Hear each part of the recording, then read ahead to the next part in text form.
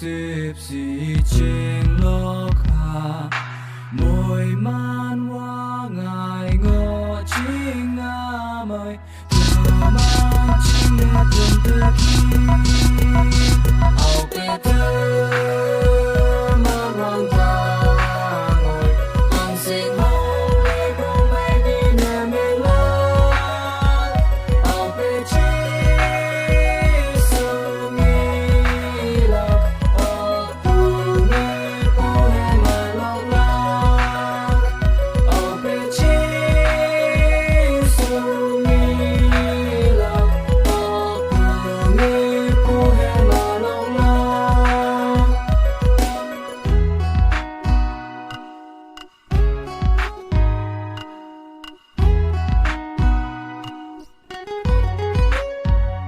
Y mình yi no lok thâu ya ite yo pa cầm thâu.